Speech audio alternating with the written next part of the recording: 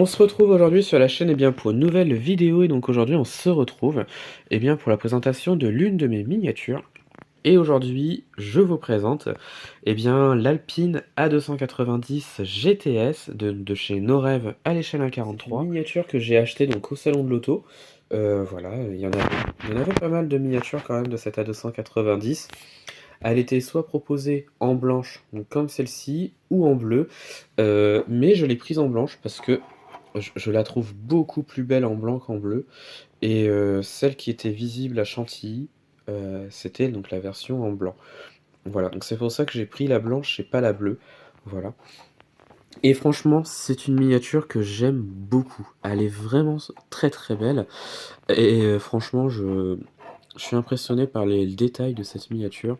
Et voilà, je la trouve juste sublime. Alors, l'Alpine A290, c'est, j'ai envie de dire, la petite sœur donc, de la Renault 5 électrique que Renault a sorti, voilà, et qui est maintenant de série. Voilà, et donc Alpine a fait exactement pareil, donc en prenant, je pense, la même plateforme que la Renault 5 et en faisant une petite citadine comme celle-ci qui, je trouve, est vraiment très très belle. Bon, il y a énormément de ressemblances avec la Renault 5. Beaucoup de parties sur cette voiture sont de la Renault 5, comme les feux à l'arrière par exemple, voilà. Et sinon, ouais, il y a énormément de ressemblances avec la Renault 5, mais cette Alpine est vraiment géniale. Alors, on va commencer donc par la face avant. Donc, on retrouve les feux donc de la Renault 5, ceux qui sont sur les côtés. Voilà, on a les petits feux au milieu qui rappellent, alors pour ceux qui ont connu ou ceux qui se souviennent, les feux des anciennes Alpines, mais surtout des Alpines qui ont participé à des rallyes. Voilà, avec notamment la croix en plein milieu des phares. Alors, il me semble que la croix en plein milieu des phares, c'était surtout qu'à l'époque, les phares cassaient très vite, et donc pour les réparer, on mettait un bout de scotch par-dessus, pour les tenir tout simplement. Et donc du coup, ils ont fait cette référence à ça avec cette nouvelle Alpine sur les feux. Voilà. Et ça, j'adore et je trouve ce détail très très bien. Voilà.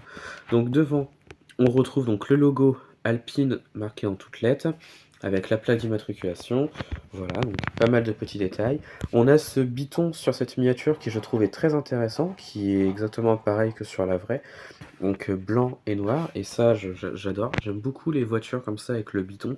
Voilà. Alors sur l'aile avant, on retrouve donc le logo Alpine qui est reproduit sur la voiture, donc voilà. On a des pneus gomme sur la miniature, voilà. Au niveau des jantes et au niveau des jantes et des roues, je trouve que c'est super bien reproduit. On a vraiment pas mal de petits détails, voilà.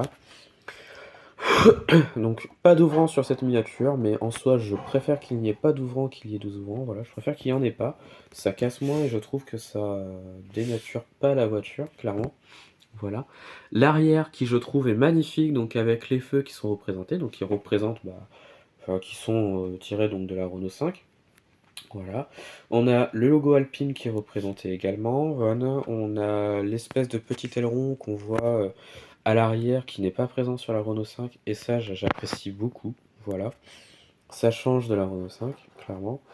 Et on revient donc sur l'autre côté de la voiture qui est exactement identique à l'autre côté.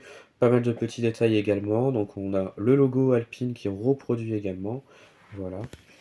Et franchement, je la trouve juste géniale.